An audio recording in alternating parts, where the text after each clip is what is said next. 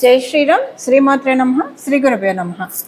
2026 సంవత్సరం జూన్ నెల 14వ తారీఖు నుంచి 2026 సంవత్సరం జూన్ 20వ తారీఖు వరకు కూడా ఈ వారం యొక్క గోచార గ్రహ స్థితుల్లో ద్వాదశ రాశుల వాళ్ళకి, ద్వాదశ లగ్నాల వాళ్ళకి అసలు గోచారంలో గ్రహ గమనాలు ఎలా ఉన్నాయి?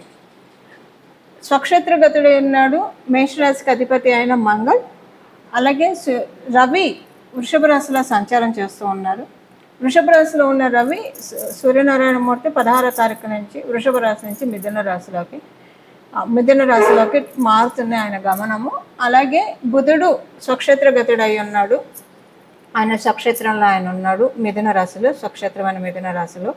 దేవగురువైన బృహస్పతి ఉచ్చస్థానమైన కర్కాటక రాశిలో ఉన్నారు. శుక్రాచార్యులు వారు కూడా కర్కాటక రాశిలోనే ఉన్నారు.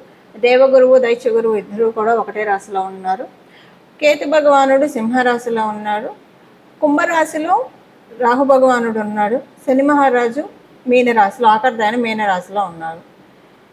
తొందరగా ద్వాదశ రాశుల్ని అతివేగంగా చుట్టూ వచ్చే చంద్ర భగవానుడు ఈ వారము మిథున రాశి నుంచి సింహరాశి వరకు ఆయన సంచారం ఉంటుంది. ఈ గోచార గ్రహగతులను అనుసరించి ద్వాదశ రాశుల వాళ్ళకి, ద్వాదశ లగ్నాల వాళ్ళకి ఎలాంటి ఫలితాలు ఉంటాయి? అసలు ఈ వారము ఈ ఫలితాన్ని చూడడానికి ముందుగా ఈ వారం యొక్క గోచారంలో కొన్ని విశేషాంశాలు ఉన్నాయి. రెండు గ్రహాలు స్వక్షేత్రంలో ఉన్నాయి. అవి ఏంటి? మేషరాశి అధిపతి అయిన మంగళ మేషరాశిలో సంచారము, అలాగే మిథున రాష్ట్రాధిపతి అయిన బుధ భగవానుడు ఆయన స్వక్షేత్రంలో ఆయన సంచారం. ఒక గ్రహం ఉచ్చ స్థానంలో ఉన్నది, గురు భగవానుడు ఉచ్చ స్థానంలో ఉన్నాడు. అలాగే స్వక్షేత్రంలో రాహు భగవానుడు కూడా స్వక్షేత్రంలో ఉన్నాడు. 3 గ్రహాలు స్వక్షేత్రంలో ఉన్నాయి. రాహు భగవానుడు గత కొంతకాలం నుంచి ఉన్నాడు. మళ్ళీ ఈ సంవత్సరం డిసెంబర్ వరకు కూడా ఆయన అక్కడే ఉంటాడు. తర్వాత ఆయన మారుతాడు రాశి. కుంభరాశికి అధిపతి శని మహారాజు, అలాగే రాహుదేవుడు, వీళ్ళిద్దరూ కూడా షేర్ చేసుకుంటారు. అలా ఇప్పుడు కుంభరాశిలో రాహు భగవానుడు సంచారం సాగుతుంది. ఇది చాలా మంచి ట్రాన్సిట్. ఎందుకంటే 3 గ్రహాలు స్వక్షేత్రంలో ఉండి అన్ని గ్రహాల్లోకి చాలా ముఖ్య భూమిక పోషించే దేవగురువైన బృహస్పతి కర్కాటక రాశి ఉచ్చ స్థానంలో సంచారము, అది కూడా దైత్య గురువు అయిన అసుర గురువైన శుక్రాచార్యులు వారితోటి కూడిన సంచారము కర్కాటక రాశిలో. ఇన్ని విశేషాంశాలు ఈ వారం ఉన్నాయి. ఈ విశేషాంశాలు ద్వాదశ రాశుల వాళ్ళకి, ద్వాదశ లగ్నాల వాళ్ళకి ఎలాంటి ఇంపాక్ట్ని సూచిస్తుంది, ఈ విషయాన్ని మనం చూద్దాము. చాలా మంచిది ఇది. ఒక రకంగా చెప్పాలంటే, సింపుల్గా చెప్పాలంటే, ఒక మంచి అంటే అందరం కూడా ప్రశాంతంగా మన పనులు మనం చేసుకు వెళ్ళడానికి ఇది చక్కటి, ఇప్పుడు గోచారంలో ఉన్న గ్రహస్థితులు చక్కటి కర్టన్ రైజర్ అని చెప్పడంలో ఏమాత్రం సందేహం లేదు. ఇప్పుడు మనం ఒక్కొక్క రాశి వాళ్ళకి ఎలాంటి ఫలితాలు వస్తాయో చూద్దాం. మీనరాశిలో పుట్టిన వాళ్ళకి, మీన లగ్నంలో పుట్టిన వాళ్ళకి ఈ వారం కుటుంబ సభ్యులతోటి వాగ్వివాదాలు ఎక్కువ అవుతాయి, మనస్పర్ధలు ఎక్కువగా ఉంటాయి. కుటుంబ సభ్యులతోటి కావచ్చు, లేదా ఇరుగు పొరుగు వారితోటి కావచ్చు, వాగ్వివాదాలు ఎక్కువ అవుతాయి. కొంచెం మీకు తెలియకుండానే మీకు అనిపిస్తుంది, మీకు సహనం ఉండట్లేదా, లేదంటే అవతల వాళ్ళు మిమ్మల్ని ట్రిగర్ చేస్తున్నారా అన్నది మీకు అర్థం కాదు.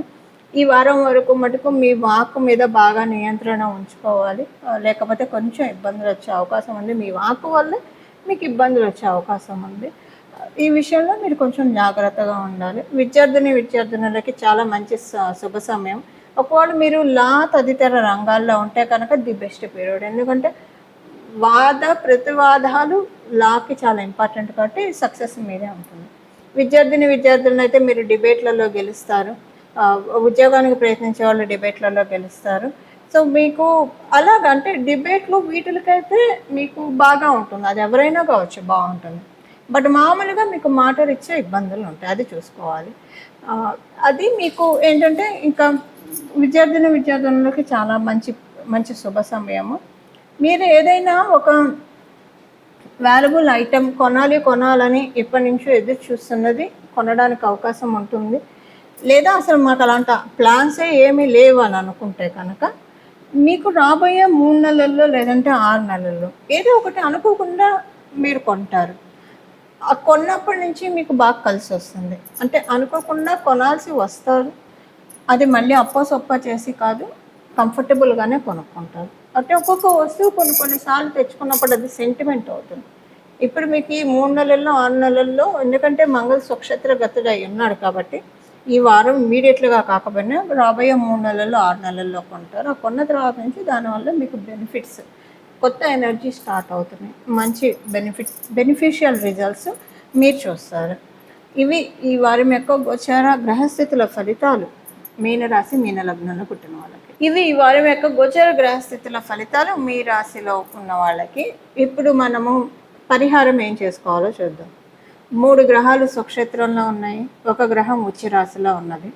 అది కూడా ఉచ్చ రాశిలో ఉన్న గ్రహము తన స్వరాశి అయిన మీనరాశిని వీక్షిస్తూ ఉంది. అంటే గురు భగవానుడు నవమ దృష్టితోటి మీనరాశిని చూస్తున్నాడు. అంటే శని మహారాజును కూడా చూస్తున్నాడు. మీనరాశిలో ఉన్న మీనరాశిలో ఉన్న శని మహారాజును కూడా ఆయన వీక్షిస్తూ ఉన్నాడు.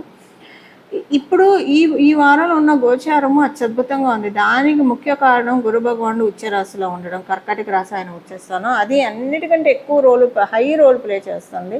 అలాగే రాహు భగవానుడు కూడా ఆయన స్వక్షేత్రంలో ఉండడము, ఇది చాలా హై రోల్ ప్లే చేస్తుంది. అందులో ఆయన శని మహారాజుని చూడడం, నవమ దృష్టితో శని మహారాజుని చూడడం, ఇది చాలా మంచి క్యాలిక్యులేటివ్ పీరియడ్. అందరికీ కూడా క్యాలిక్యులేటివ్ పీరియడ్ మంచి ప్రొడక్టివ్ విషయాలకి చాలా బాగుంటుంది, చాలా మంచి పీరియడ్. ఈ సమయం మనందరికీ కూడా మంచి ఫలితాలను అందించడానికి గోచారం అంటే ప్రకృతి మాత రెడీగా ఉంది. అంటే ఇప్పుడు వడ్డించడం వరకే అమ్మైనా మనకు చేస్తుంది, కలుపుకొని మనమే తినాలి, లేదా నోట్లో పెడుతున్నాం, నమిలి తినే బాధ్యత మనదే కదా. అలాగా గోచారము మనకు అవకాశాలను ఇస్తుంది. ఆ గోచారం ఇచ్చే అవకాశాలు అంటే విస్తరలో వడ్డించిన ఆహార పదార్థాలు అని అనుకుంటే వాటిని కలుపుకొని తినడం మన కర్తవ్యం. అప్పుడే మనం ఆ ఫుడ్ని ఎంజాయ్ చేయగలుగుతాం. దాని ద్వారా వచ్చే శక్తిని, న్యూట్రిషన్ వాల్యూస్ని మనం మన బాడీలో రిటైన్ చేయగలుగుతాం.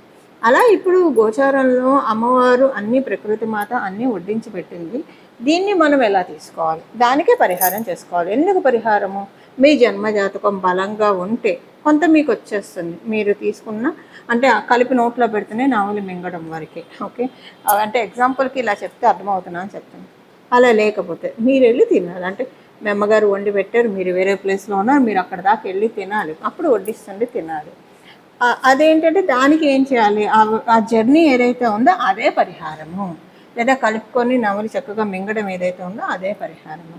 ఏం పరిహారం చేసుకోవాలి ఈ వారం?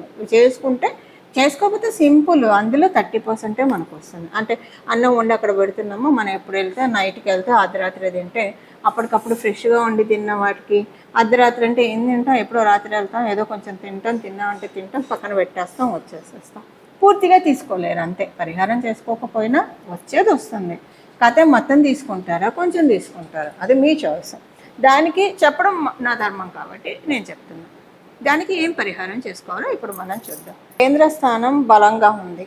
దానికి కారణం ఏంటంటే దేవగురువు అయిన బృహస్పతి చతుర్థ స్థానంలో సంచారం చేయడము. అంటే 4, 7, 10 ఇవి కేంద్ర స్థానాలు. 1 కూడా వస్తుంది. 1 కేంద్ర స్థానం, కోణస్థానం 2 అవుతాయి. కేంద్ర స్థానం చాలా బలంగా ఉండడం వల్ల కేంద్రాలు విష్ణు స్థానాలు. విష్ణుమూర్తి యొక్క ఆరాధన, మీరు ఏ ఫామ్లో అయినా విష్ణుమూర్తిని ఆరాధించండి. మరీ ప్రత్యేకించి ప్రతి ఉదయం లేస్తూనే దశావతారాల్ని, విష్ణుమూర్తి యొక్క దశావతారాల్ని మనసులో ఒక్కసారి అలా స్మరించుకుంటే కనుక చాలా మంచి ఫలితాలు వస్తాయి. ప్రతిరోజు కూడా నిద్ర లేస్తాం ఆయన యొక్క దశావతారాన్ని ఒక్కసారి స్మరించుకోవడం. మీకు కుదిరితే కనుక ఆ దశావతారాల్లో కూర్మావతారం ఎందుకు తీసుకోవాల్సి వచ్చింది, వరాహ అవతారం ఎందుకు తీసుకోవాల్సి వచ్చింది, ఇలాగ మొత్తం చెప్పుకుంటూ ఉంటే, మనసులో క్లుప్తంగా చెప్పుకుంటే కూడా చాలా మంచిది. అంత ఇది లేదు అనుకున్నప్పుడు దశావతారాన్ని, విష్ణుమూర్తి యొక్క దశావతారాన్ని స్మరించుకోండి. లేదా ఈ చిన్న మంత్రాన్ని, నామ మంత్రాన్ని జపించండి. శ్రీరామ జయ రామ జయ జయ రామ, శ్రీకృష్ణ జయ కృష్ణ జయ జయ కృష్ణ, హరే రామ కృష్ణ హరే రామ, హరే రామ రామ రామ హరే హరే, హరే కృష్ణ కృష్ణ కృష్ణ హరే హరే, హరే రామకృష్ణ. ఈ నామాన్ని జపించుకోండి. చాలా మంచి ఫలితాన్ని రాత్రిపూట పడుకునేప్పుడు స్మరించుకోవాలి. అలాగే ఉదయాన్నే లేస్తూ స్మరించుకోవాలి. మీకు ఎప్పుడు వీలు దొరికితే అప్పుడు మనసులో ఈ నామాన్ని ఇప్పుడు నేను చెప్పిన ఈ నామరాజాన్ని జపించుకోవడం, లేదా మీ ఇష్టదేవి దేవతలనైనా స్మరించుకోవచ్చు. మంచిది, ఎవరినైనా స్మరించుకోవచ్చు. బట్ కేంద్రాలు విష్ణు స్థానాలు కాబట్టి విష్ణుమూర్తి యొక్క నామస్మరణ అత్యద్భుతమైన ఫలితాన్ని కలగజేస్తుంది. ఇలాగా రోజంతా కూడా మనసులో ధ్యానించుకోవడము. ఇప్పుడు మనం రాత్రిపూట పడుకుంటాము, ఉదయాన్నే లేస్తాము. ఫిజికల్గా మనం లేస్తాము, మన బాడీ లేస్తుంది, కానీ మన ఆత్మ లేస్తుందా? మన ఆత్మ లేస్తే ఆత్మ చైతన్యం ఎప్పుడైతే కలుగుతుందో మన జీవితం సుగమం అవుతుంది, మనం చేపట్టే ప్రతి పని విజయవంతం అవుతుంది. అలాగే మనము ఏ పని చేస్తే మనం టువర్డ్స్ మోక్షానికి అటైన్ అవ్వగలుగుతామో అలాంటి పనులే మనం చేస్తాము. అంటే చాలామందికి ఉపయోగపడే పనులు చేస్తాము, మన వల్ల కొంతమందికి ఉపయోగపడే పనులు చేస్తాము. లేకపోతే ఇబ్బంది అయితే అవతల వాళ్ళని పెట్టకుండా మన పనులు మనం చేసుకొని వెళ్తాము. అలా మనం కర్మ బంధనంలోకి చిక్కుకోకుండా అంటే కర్మల్ని మనం ఫలితాన్ని ఆశించకుండా అలా కూడా చేస్తారు. కొంతమంది వాళ్ళ పనులు వాళ్ళు చేసుకుంటూ వెళ్తారు, రిజల్ట్స్ కోసం అస్సలు ఎదురు చూడరు. అంటే చాలా ప్రాక్టికల్ మైండ్ సెట్ ఉంటుంది. మంచి రిజల్ట్స్ వచ్చినా ఓకే, భగవంతుడు ప్రసాదించాడు అనుకుంటారు. ఒకవేళ చెడు రిజల్ట్స్ వచ్చాయా, ఇది కూడా ఈశ్వరానుగ్రహమే లేదా విష్ణు అనుగ్రహమే, దీంతో నాకు ఎంతో ఇవ్వాల్సింది కర్మభారాన్ని దీంతో తీసేస్తాడు అన్న ఒక యాటిట్యూడ్ తోటి వాళ్ళు వెళ్ళిపోతూ ఉంటారు. సో అది కూడా కర్మరాహిత్యాన్ని సూచిస్తుంది. ఇప్పుడు ఇదంతా ఎందుకు చెప్తున్నానంటే ఇప్పుడు ఉన్న గోచారంలో అలా మనల్ని మనం పెట్టుకుంటే అలా అంటే ఇవి కర్మలు ఆడాను అవుతూ ఉంటుంది. అది పుణ్యం అయితే సుఖపడటానికి మళ్ళీ జన్మలు ఎత్తాల్సి వస్తుంది, పాపం అయితే కష్టపడటానికి ఎత్తాల్సి వస్తుంది. రెండు మిక్స్డ్గా ఉంటే మిక్స్డ్గా రిజల్ట్స్ తీసుకోవడానికి ఎత్తాల్సి వస్తుంది. సో ఈ కర్మరాహిత్యం అనే స్టేజ్లోకి అసలు జ్యోతిషం ఉన్నదే అందుకని ఎవరి ఆత్మ చైతన్యాన్ని వాళ్ళు తెలుసుకోవడము, ఆత్మతత్వాన్ని తెలుసుకొని ఈ బర్త్ సైకిల్ నుంచి బయటపడడానికి మనకు ఉపయోగపడే ఒక చక్కటి గ్రంథము, చక్కటి శాస్త్రమే జ్యోతిష శాస్త్రం. ఇలాగా మనల్ని మనం బయటపడేసుకోవడానికి ఇది ది బెస్ట్ పీరియడ్. ఇప్పుడు ఇదంతా నేను చెప్తున్నా అంటే ఇప్పుడు ఇది మంచి పీరియడ్ కాబట్టి ఇప్పుడు నేను చెప్పిన ఈ నామజపాన్ని స్మరించుకోవడం వల్ల ఆత్మ చైతన్యం కలుగుతుంది. దానివల్ల కర్మరాహిత్యమైన స్థితికి వెళ్తాం. అంటే కర్మల్ని చేస్తాము, కర్మ ఫలితాన్ని ఆశించకుండా చేసి కర్మరాహిత్యమైన స్థితికి పొంది కైవల్యాన్ని, అంటే ఇప్పుడు కాదు వచ్చే జన్మల్లో ఒకటి ఫస్ట్ మనల్ని మన అర్హుల్ని చేసుకోవాలి కదా, దానికి ఇది బెస్ట్ అవుతుంది. అంటే లౌకికంగా ఏముండవు అసలు, ఇవన్నీ జరిగితే లౌకికంగా అన్నీ సులువైపోతాయండి, అన్నీ సులువవుతాయి, ప్రతిదీ సులువవుతాయి.